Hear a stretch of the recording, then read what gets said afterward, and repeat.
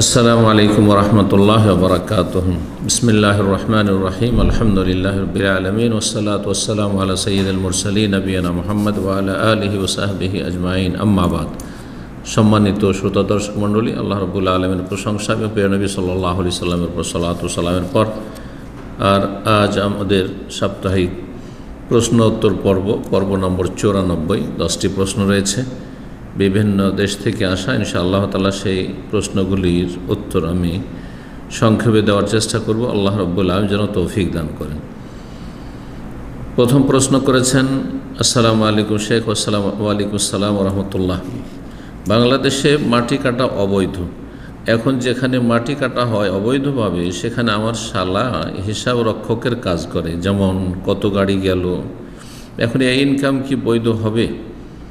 প্রথম কথা, এই কাজটি জায়েজ নয়, যেহেতু সরকারিভাবে মাটি কাটা নিষেধ।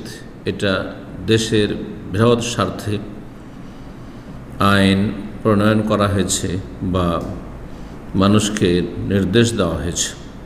সুতরাং বৈধ আইনগুলি যেগুলো জনস্বার্থে রয়েছে অথবা দেশের বৃহৎ স্বার্থে রয়েছে, সেগুলি মেনে চলতে হবে, ইসলামের সাথে সাংঘর্ষিক না হলে। যেগুলি ইসলাম বিরোধী আদেশ আসবে যে কোনো ব্যক্তির পক্ষ থেকে, সেগুলি মানা যাবে না। এটা হচ্ছে শরীয়তে লা তাআতা লি মাখলুকিন ফি মাসিয়াতিল খালিক। কোনো সৃষ্টির আনুগত্য করা যাবে না, বাপ হোক, মা হোক, স্বামী হোক, যে কেউ হোক না কেন, শাসক হোক, ফি মাসিয়াতিল খালিক, স্রষ্টার নাফরমানি করে, গুনহার কাজ করে। কিন্তু এটি এমন বিষয় নয় যে সেটি আল্লাহর অসন্তুষ্টির কাজ, বরং এটি একটি গুরুত্বপূর্ণ বিষয় যে দেশের হয়তো ক্ষয়ক্ষতি অবশ্যই আছে, না হলে কেন বা মাটি কাটতে নিষেধ করা হবে।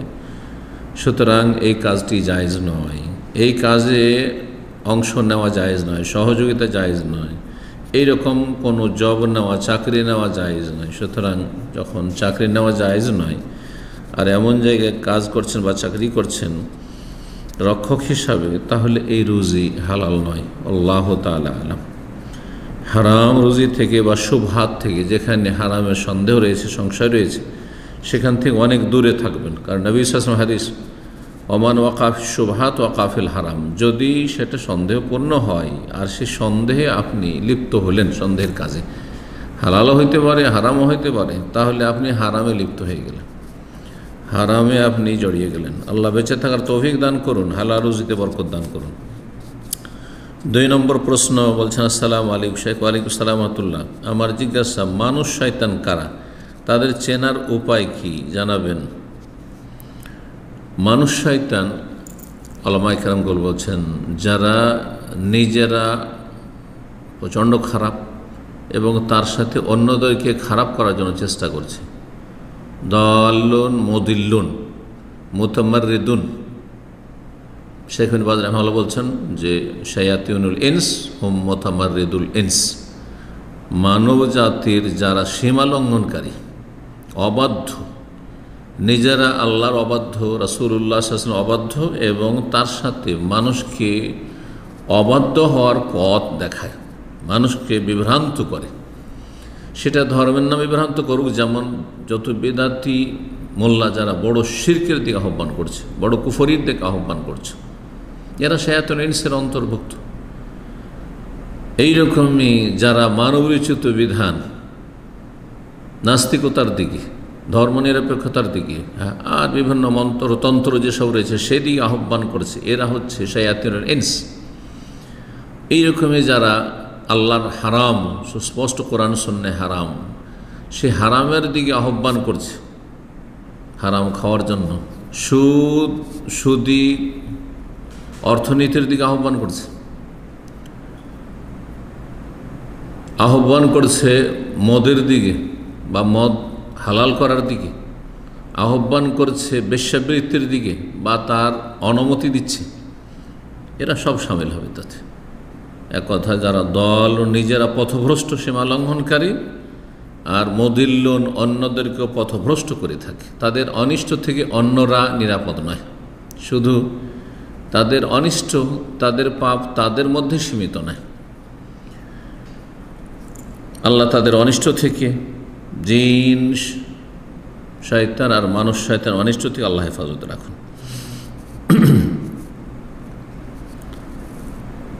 3 নম্বর প্রশ্ন বলছেন, আসসালামু আলাইকুম শেখ রহমতুল্লাহ, আমার প্রশ্ন, কেউ মারা গেলে আমরা তার বাড়িতে গেলে কি কালেমা পড়ব না অন্য কিছু জানাবেন? কিছুই পড়বেন না। কি কালেমা পড়বেন? কারো বাড়িতে, মৃতের বাড়িতে যাচ্ছেন, সে যে কালেমা পড়তে পড়তে যাবেন, এটি বেদাত। এই মর্মে এমন কোনো কিছু প্রমাণিত না, সাব্যস্ত না। সুতরাং যদি কেউ লা ইলাহা ইল্লাল্লাহ পড়তে পড়তে যায়, আস্তাগফিরুল্লাহ পড়তে যায়, তওবা পড়তে পড়তে যায়, সবগুলি বেদাত। কোনো আমল এখানে নেই করণীয়। জি, বরং দুনিয়ার আলোচনা করবেন না, দুনিয়াদারি করবেন না। দুনিয়ার গাল গল্প চলছে, অথচ মৃতের বাড়ি যাচ্ছেন বা মৃতকে দেখতে যাচ্ছেন, জানাজায় যাচ্ছেন, বিদায় করতে যাচ্ছেন ইত্যাদি। তো দিনের কথা বলবেন, আখেরাতের কথা নিজে স্মরণ করবেন, অন্যদেরকে স্মরণ করবেন। আকসেরু যিকরা হাজিমিল লাজ্জাত, নবী সাল্লাল্লাহু আলাইহি ওয়াসাল্লাম বলেছেন যে মানব জীবনের স্বাদ বিধ্বংসী, যে মানুষের জীবনে স্বাদ রয়েছে, মজা রয়েছে, স্বাদ বিধ্বংসী বিষয়টিকে বেশি বেশি স্মরণ করো। আল মউত, অর্থাৎ মৃত্যু। মৃত্যু মানুষের দুনিয়ার সমস্ত স্বাদকে ধ্বংস করে দেয়। কত স্বাদ ছিল যে অবিবাহিত বিবাহ করব, যাদের ছেলে মেয়ে হয়নি, ছেলে মেয়ে হবে, তাদেরকে তার প্রতিপালন করব, তাদের এই করব সেই করব, যাদের ছেলে মেয়ে হয়েছে, কচি কাঁচা আছে, তাদেরকে বড় করব, যারা বড় হয়েছে তাদের আরও কিছু করব, এতদিন পর্যন্ত এই করেছে, আগামী দিনগুলিতে এই করব, কত না প্ল্যান পরিকল্পনা, সমস্তকে ধূলিসাৎ করে দেয় এই মরণ। এটাকে বেশি বেশি স্মরণ করতে হবে। এবং বেশি বেশি স্মরণ করা মানে মুখে স্মরণ করা না যে মরতে হবে মরতে হবে। বেশি বেশি স্মরণ করা মানে দুনিয়াকে একবারে সংকীর্ণ মনে করা, যে এক্ষুনি আমার দুনিয়া শেষ হয়ে যেতে পারে, এক্ষুনি দুনিয়া শেষ। দেখছেন যেসব দুর্ঘটনা ঘটছে, এই যে বিমান দুর্ঘটনা হইল, তারা ভাবতে পেরেছিল যে আমরা এক্ষুনি শেষ, মুহূর্তের মধ্যেই এতগুলি মানুষ একসাথে শেষ। সুবহানাল্লাহ। তার একজন আপনিও হইতে পারেন, আমি হইতে পারি। আল্লাহ হেফাজত করুন। নাসালুল্লাহ সালামাত ওয়াল আফিয়া। আল্লাহ আমাদের দিন দুনিয়া ভালো করুন, শেষ অবস্থা আল্লাহ আমাদের আরও ভালো করুন। কালেমা তাইয়্যিবার উপর আল্লাহ রাব্বুল আমাদেরকে মরণ দান করুন। 4 নম্বর প্রশ্ন বলছেন, আসসালামু আলাইকুম ওস্তাদজি। ওয়ালাইকুম আসসালাম রহমতুল্লাহ। কোনো মুজতাহিদ ইজতিহাদে ভুল করলে 1 নেকি পাবে, সহিহ বুখারী 7352। কিন্তু সাধারণ মানুষ সে ইজতিহাদের উপর আমল করলে কি মুজতাহিদের নেকি পাবে? সাধারণ মানুষ মুজতাহিদ ভুল করেছে, সে ভুল ফতোয়ার উপর আমল করবে। তার দুটো অবস্থা হইতে পারে। সে জেনে শুনে করছে যে ভুল, জানছে যে আমার মুজতাহিদ আবু হানিফা রাহিমাহুল্লাহ ভুল করেছেন এই মাসলায়, ইমাম শাফি ভুল করেছেন, ইমাম মালিক ভুল করেছেন, ইমাম আহমদ ভুল করেছেন, ইমাম ইবনে তাইমিয়া ভুল করেছেন, শেখ আলবানী ভুল করেছেন। হ্যাঁ, আমি ভুল করেছি জানছেন, যদি আমি মুজতাহিদ না, মুজতাহিদের মুত্তাবে, জি তালেবে ইলম। কিন্তু তারপর আপনি জানছেন যে আপনার ওস্তাদ অথবা ওস্তাদের ওস্তাদ, কোনো বড় ইমাম অথবা বিজ্ঞ আলেম, তিনি ইজতিহাদে ভুল করেছেন, ভুল ফতোয়া দিয়েছেন। সুস্পষ্ট হওয়ার পরেও যদি আপনি সেটা আঁকড়ে ধরে থাকেন, তার উপর আমল করেন, তো হারাম কাবিরা গুনাহ, বরং কুফরের আশঙ্কা রয়েছে। যে আল্লাহ রাব্বুল আলামিন এবং তার রাসূল সাল্লাল্লাহু আলাইহি ওয়াসাল্লামের আদেশ নিষেধকে, বিধানকে একদিকে রেখে দিলেন, ছুঁড়ে ফেললেন, উপেক্ষা করলেন, আর তার বিপরীত স্পষ্ট হওয়ার পরে সেটা আপনি অনুসরণ করলেন, তো কী করে সেটা ঈমান ইসলাম হইতে পারে? সেটা কুফরি হয়ে যাবে। এই জন্য স্পষ্ট করেছেন মুহাক্কিকিন উলামায়ে কেরামগণ যে কোনো ব্যক্তির সামনে হক সুস্পষ্ট হওয়ার পরে যদি বলে যে এই হকটা আমি নেব না, যদিও এটি সত্য, এটি কোরআন হাদিসের কথা, ইসলামের কথা নেব না, এই জন্য নেব না যে আমি অমুক ইমামের মুকাল্লিদ, তাহলে এটি কুফরি কাজ, ঈমান ভঙ্গকারী কাজ, যেমন ধরনের বিষয় নয়। কিন্তু ধরেন অধিকাংশ মানুষ এমন আছে, বড়দের সম্পর্কে ভালোবাসা আছে, ভক্তি আছে এবং সুধারণা আছে যে তারা যা বলেছেন, ফতোয়া দিয়েছেন ঠিক, এবং তার বিপরীত কোনো কিছু স্পষ্ট হয়নি, সেটাই ঠিক মনে হচ্ছে, তার উপরে আমল করে চলে গেল। তো আল্লাহ মাফ করবেন এই মোত্তাবেক অনুসরণকারীকে, সাধারণ মানুষকে, যারা মুজতাহিদের ইত্তেবা করেছে, অনুসরণ করেছে, আর হক স্পষ্ট হয়নি, সেই জন্য ভুলের উপর আমল করেছে। আল্লাহ সে আমল কবুলও করবেন এবং তাদেরকে ক্ষমা করবেন, পকড়া করবেন না। মুজতাহিদের মতো নেকি পাবে না, কারণ মুজতাহিদ মেহনত করেছে, মেহনতের নেকি, মেহনত করেছে কিন্তু সঠিক সিদ্ধান্ত উপনীত হয়নি, সেই জন্য এক নেকি। মেহনত এক নেকি, আর সঠিক সিদ্ধান্তে পৌঁছেছে দ্বিতীয় নেকি, দ্বিগুণ নেকি পাবে যদি সঠিক ফতোয়া দেয়। তো আপনি তো ভুল আমল করলেন আর আপনি মেহনত করেননি, তো আপনি কিসের নেকি পাবেন? সাধারণ মানুষ যদিও ভুল ইমামের ভুল ফতোয়ার আমল করে, জানে না যে এটা ভুল, তাতে কোনো নেকি নেই, তবে তার গুনাহ মাফ হবে। আল্লাহ ধরবেন না যে কেন এই ভুল আমল করেছিল। আশা করি বিষয়টি বুঝতে পারছেন। আর এটি মাসলা মাসাইলের ক্ষেত্রে, ফিকহি মাসাইল, আকিদার বিষয় না। আকিদাই অন্ধ অনুকরণ অথবা এইভাবে ইমামের তাকলিদ অথবা এভাবে চলবে না।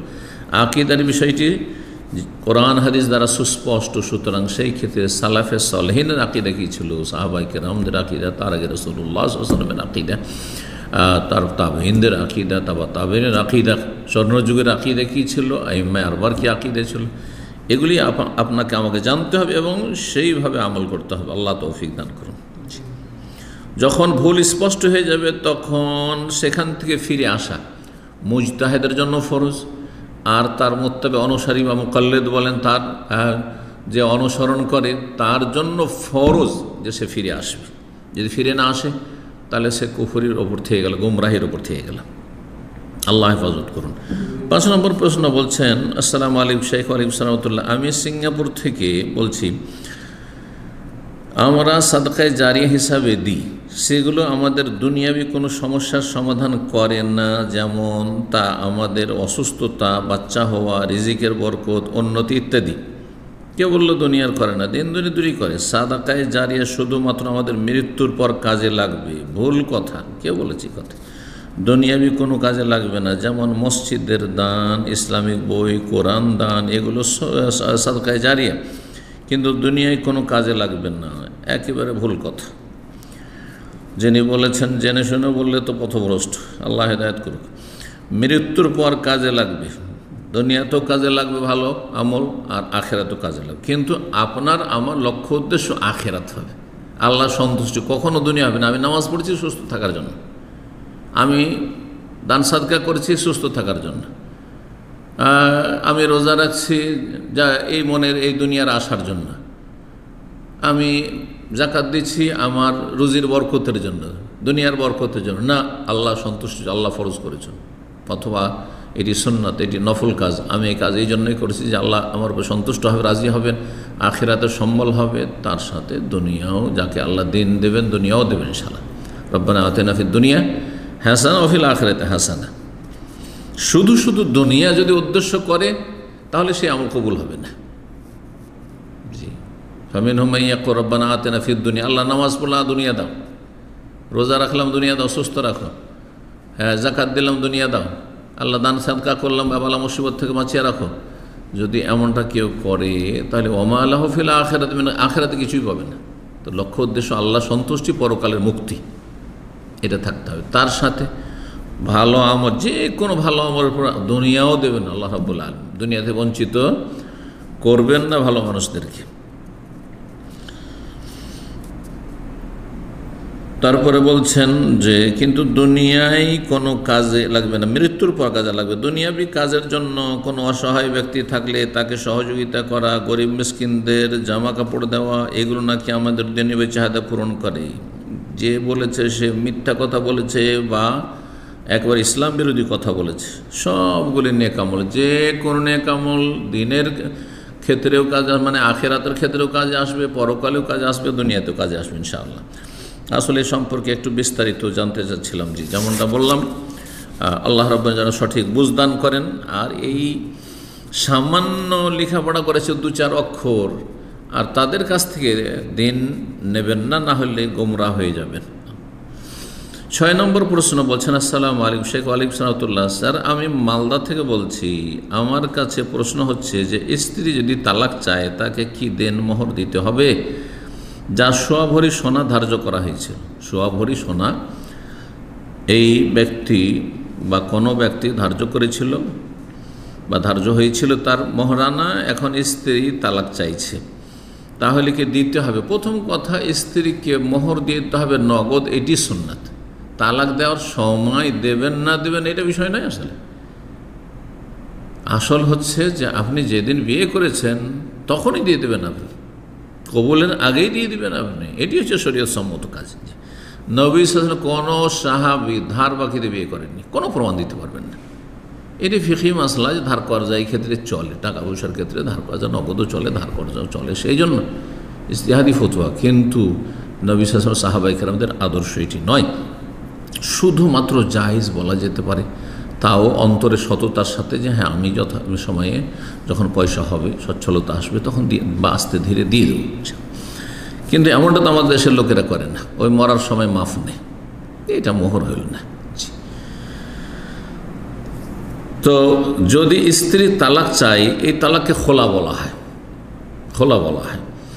তো খোলা যদি হয় তাহলে স্ত্রীকে মোহর পাবে, যদি আপনি দিয়ে দেন তো পাবে। আর যদি বলেন যে না তুমি তালাক নিয়ে নিবে, আমি ক্ষতিগ্রস্ত, সুতরাং আমি মোহর দেব না, তো শরীয়ত এই অধিকার দিয়েছে, নাজায়েজ হবে না।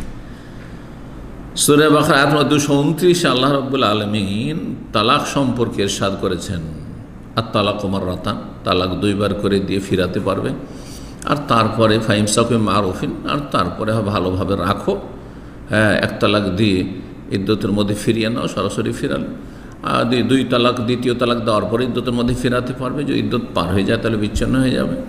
তৃতীয় তালাক যদি দিয়ে দাও, ফাইন তাল্লাকাহা ফালা তাহিল্লু লাহা মিন বা'দু হাত্তা তানকিহা যাওজান গায়রা, 3 তালাক যদি হয়ে যায় তাহলে তৃতীয় তালাক হয়ে গেলে আর এই স্বামীর জন্য হালাল নয় ওই মহিলা, যখন অন্য জায়গায় স্বেচ্ছায় বিয়ে না হবে আর স্বেচ্ছায় সেখান থেকে ছাড়াছাড়ি না হবে, কন্ট্রাক্ট চুক্তিতে হিল্লার লানতের বিয়ে না, অভিশপ্ত এরা মালাউন যারা এইসব হালাল আর হিল্লার বিয়ে করে আর করায়। তারপর আল্লাহ রাব্বুল বলছেন, ওয়ালা ইয়াহিল্লু লাকুম আন তাখুযু মিম্মা আতাইতুমুহুন্না শাইআন, স্ত্রীদেরকে, নারীদেরকে যা কিছু তোমরা দিলে, মোহরানা দিলে, উপঢৌকন দিলে, যা দিয়ে দিলে, সে হাদিয়ার আকারে হোক, মোহরের আকারে হোক, যা কিছু দিলে, তাতে কোনো কিছু নেবে না, কোনো কিছু নিতে পারবে না। ইল্লা ইয়াখাফা হুদুদ আল্লাহ, ইল্লা ইয়াখাফা আল্লাহ ইউকিমা হুদুদ আল্লাহ, তবে যদি আল্লাহর সীমা রেখার সুরক্ষা করতে পারবো না, আল্লাহ রাব্বুল আলামিনের সীমানা যে দাম্পত্য জীবনকে গড়ে তোলা, সংসার করা, এটাকে টিকিয়ে রাখতে পারছেন এই আশঙ্কা করছো। আল্লাহ বলছেন ফাইন খিফতুম আল্লাহ ইউকিমা হুদুদ আল্লাহ, হে মেয়ের পরিবারের লোকেরা, হে ছেলের পরিবারের লোকেরা, তোমরা যদি আশঙ্কা করো যে এরা স্বামী স্ত্রী দাম্পত্য জীবনকে টিকিয়ে রাখতে পারছে না, আল্লাহর সীমানাকে রক্ষা করতে পারছে না, কায়েম করতে পারছে না, ফালা জুনাহা আলাইহিম, অর্থাৎ স্ত্রী তার কাছে থাকতে চাইছে না, তালাক চাইছে, তাহলে কোনো গুনাহ হবে না। স্বামী স্ত্রী উভয়ে ফি মাফতাদাত বিহি, সেই স্ত্রী যদি নিজে মুক্ত হয়ে যায়, মোহর ফিরিয়ে দিয়ে, নিয়ে থাকে তো ফিরিয়ে দে, আর না নিয়ে থাকে তো মোহর ছেড়ে দিয়ে যায়, না মোহরানা আমি নেব না, এইভাবে যদি মুক্ত হয়ে যায় এতে কোনো গুনাহ নেই। তাহলে বোঝা গেল যে খোলা তালাকের অবস্থায় স্বামী যদি বলে আমি তো ক্ষতিগ্রস্ত, আমাকে তো আবার বিয়ে করতে হবে, আমি এই বিয়েতে অনেক খরচ খরচা করলাম, সে তো লস গেল, আর তুমি থাকবে না, বা তোমার মেয়ে থাকবে না, তোমার বোন থাকবে না, সুতরাং সেই ক্ষেত্রে আমি মোহর দিতে পারবো না, দেব না, অথবা মোহরটা ফিরিয়ে দিতে হবে। এটি হচ্ছে কোরআনে কারীমের কথা, নবী সাল্লাল্লাহু আলাইহি কথাই বলেছেন। এক সাহাবিয়া খোলা নেবেন, বিয়ে হয়েছিল একটি বাগান মোহরানি দিয়ে, বাগান, সাহাবীরা বাগান দিয়ে বিয়ে করতেন স্ত্রীকে, সুবহানাল্লাহ। জি, তখন ওই মহিলা এসে বলল যে ইয়া রাসূলুল্লাহ, ওর সাথে আমি থাকতে পারবো না, কারণ দেখতে কুৎসি, তার আমি চাই না যে আমি আল্লাহর নাশুকরি করি আর জাহান্নামী হই, যেহেতু আমার কোনো ভক্তি হয় না, চেষ্টা করলাম তার সাথে, কিন্তু আমার মন মিলছে না তার সাথে। ওয়াইন্নী আকরাহুল কুফরা বাদাল ইসলাম, ইসলাম কবুল করেছে জান্নাত পাওয়ার জন্য, তারপরে আমি কুফরি মানে আল্লাহর নাশুকরি করবো, স্বামীর নাশুকরি করবো, জাহান্নামে যাবো, এটা আমি চাই না, সুতরাং আমি তার সাথে সংসার করতে পারবো না, আমি তালাক চাই, আমি তার কাছ থেকে বিচ্ছিন্ন হতে চাই। নবী সাল্লাল্লাহু আলাইহি ওয়াসাল্লাম বললেন যে আতারউদ্দিন আলীল হাদিকা, বাগানটি ফিরিয়ে দেবে, যে বাগান মোহরে নিয়েছ? বলছে হ্যাঁ ফিরিয়ে দেবো। তখন তার স্বামীকে দেখে বললেন ইকবালিল হাদিকা ওয়া তাল্লিকহা তাতলিকা, বাগানটা নিয়ে নাও তুমি, তোমার বাগান তুমি ফিরিয়ে নাও, আর ওকে তালাক দিয়ে দাও। খোলা তালাক না বিবাহ বিচ্ছেদ, এটি ফুকাহাদের ইখতিলাফ। জি, কিন্তু এক কথাই খোলা হয় স্ত্রীর পক্ষ থেকে। তো আপনার প্রশ্নের জবাব হচ্ছে যে আপনি যদি মনে করেন যে আমি মোহর দেব না, যেহেতু স্ত্রী আমার তালাক চাইছে, তাহলে সেটি আপনার অধিকার। আর যদি বলেন যে তার সাথে সংসার করেছি, যদিও সে তালাক নিয়ে নেবে, দিয়েছি আমি, বা দিয়ে দেব মোহর, তো জায়েজ আছে, সেটাও জায়েজ আছে। 7 নম্বর প্রশ্ন বলছেন, আসসালামু আলাইকুম ওয়ালাইকুম সালাম, আমার প্রশ্ন, কবরস্থানে কি জলসা মাহফিল করা যাবে? আর ফলের গাছ বা এমনি গাছ লাগিয়ে কি ব্যবসা করা যাবে? আর সেই ফলের টাকা কিংবা কাঠ বিক্রির টাকা মাদ্রাসা, মসজিদ কিংবা কবরস্থানের কাজে লাগানো যাবে? একটি প্রশ্ন। কবরস্থানের দুটো অংশ। একটা কবরস্থানের অংশ যেখানে কবর অলরেডি হয়ে গেছে, যেখানে কবর হয়ে গেছে, তার মানে যেমন কেউ জায়গা নিয়ে বাড়ি করেছে, কেউ জায়গা কিনে নিয়েছে, তো তার জায়গা, সেখানে আপনি কিছু করতে পারেন না। কারো বাড়ি দখল করতে পারবেন না, মোটেই যায় না। ঠিক তেমনই কবর হয়ে গেছে, সেটি তার জায়গা, ওই মৃতের জায়গা হয়ে গেছে, সেখানে কোনো গাছপালা আবাদ করা কবরের ওপর, অথবা কোনো কিছু চাষাবাদ করা, কোনো কিছু চলবে না। জি, অবস্থান করা, বসা ইত্যাদি কিছু চলবে না। কবরস্থানের ওপর দিয়ে মানুষ হাঁটাহাঁটি করছে বা বসে আছে আর জলসা মাহফিল হচ্ছে, এটাও জায়েজ নয়, হারাম। কিন্তু বাকি অংশ যে রয়েছে কবরস্থানে খালি পড়ে আছে, আগামীতে যে লোকগুলো মারা যাবে এখানে দাফন করা হবে, বিশাল কবরস্থান, খালি জায়গা, সেখানে যদি জলসা মাহফিল করে, জায়েজ, কোনো অসুবিধা নেই, জায়েজ আছে। সমাজের গোরস্থান জায়েজ, অথবা যদি পারিবারিক গোরস্থান একজন মালিক হয় সেই গোরস্থানের, তাহলে তার কাছ থেকে অনুমতি পেলেই হলো। কারো জমিতে কোনো কিছু করলে অনুমতি থাকলেই হলো, অসুবিধা নেই খালি জায়গায় মাহফিল করতে। ফলের গাছ লাগানো খালি জায়গাতে কোনো অসুবিধা নেই, শুধু কবরে লাগাবেন না। এইরকমই যে কোনো গাছ লাগিয়ে ব্যবসা করা, অথবা সেখান থেকে কাঠ বিক্রি করে সেই টাকা পয়সা মসজিদে না, মসজিদে কেন লাগবে না, কবরস্থানে, যেহেতু কবরস্থান ওয়াকফ করা রয়েছে কবরস্থানে, সেখান থেকে যা আয় উপার্জন হলো সেটা কবরস্থানের কাজে লাগাবেন। এইটাই হচ্ছে শরীয়তের বিধান, আল্লাহ তাআলা আলাম। 8 নম্বর প্রশ্ন, আসসালামু আলাইকুম শাইখ ওয়ালাইকুম সালাম, আমার প্রশ্ন হচ্ছে, এখন অনেক মহিলা মাদ্রাসায় বালিকাগুলোকে দিয়ে গজল, নাশিদ, বক্তব্য দেওয়ায়, এটা কি ইসলামিক শরীয়তে জায়েজ? দয়া করে জানাবেন। মেয়েগুলির বয়স কত দেখতে হবে। মেয়েগুলি যদি 10 বছরের নিচে হয়, 5 বছর, 6 বছর, 7 বছর, তো জায়েজ। কিন্তু 10 বছর, এমনকি 9 বছরও সাবালিকা হয়ে গেছে, মাসিক হয়ে গেছে, তাহলে সেসব মেয়েদের হেজাব করা ফরজ।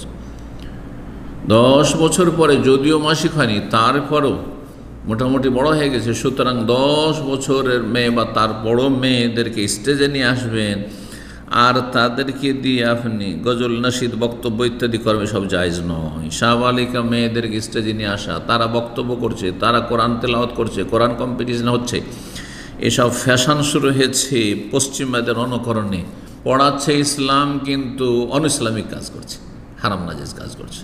আল্লাহ হিদায়াত দান করে, এটি জায়েজ নয়।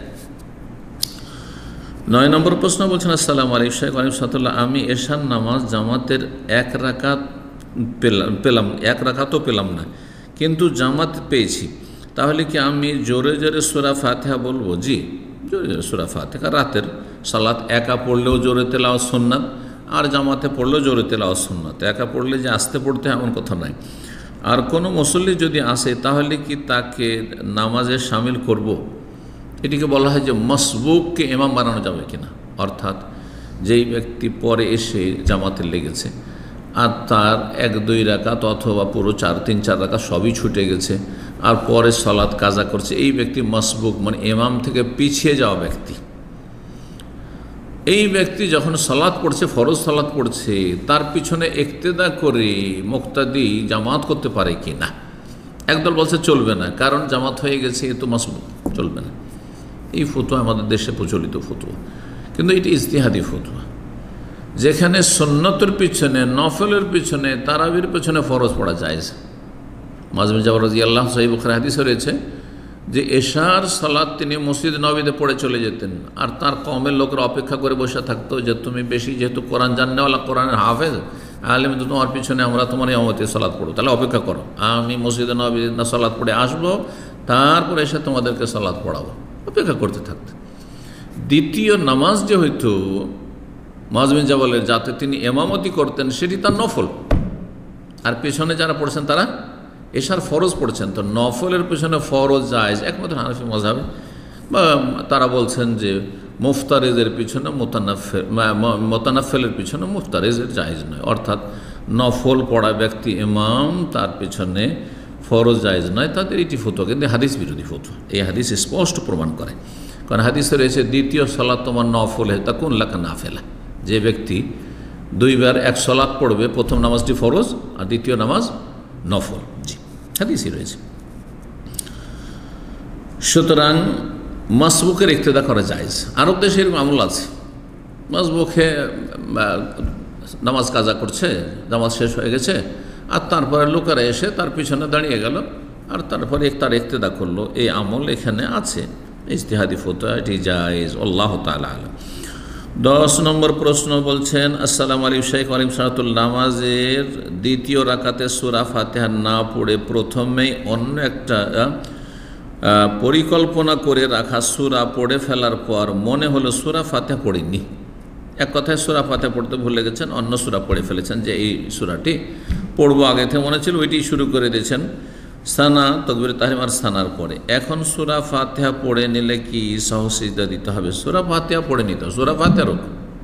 এই আপনার অতিরিক্ত যে সূরা পড়লেন এটি ছিল সুন্নাত, এটা না পড়লেও নামাজ হয়ে যেত, সুন্নাত ছুটত, কিছুটা নেকি কমত। কিন্তু সূরা ফাতিহা ছাড়া সালাত হয় না, ইমামেরও হয় না, একাকিরও হয় না, মুক্তাদির হয়। 3 রকম মুসল্লি প্রত্যেকের জন্য সূরা ফাতিহা পড়া রুকুন ফরজ। তো সূরা ফাতিহা পড়ে নিলে সালাত হয়ে যাবে। এখন যেহেতু ভুল করেছেন, সূরা ফাতিহার অন্য একটি সূরা পড়ে নিয়েছেন, সুতরাং এখানে সহজ সেজদা দিয়ে দিতে হবে, যাতে করে এই ভুলের ঘাটতি পূরণ হয়ে যায়। আল্লাহু তাআলা আলাম। ওয়া সাল্লাল্লাহু ওয়া সাল্লামা আলা নবিয়িনা মুহাম্মদ ওয়া আলা আলিহি ওয়া সাহবিহি আজমাইন।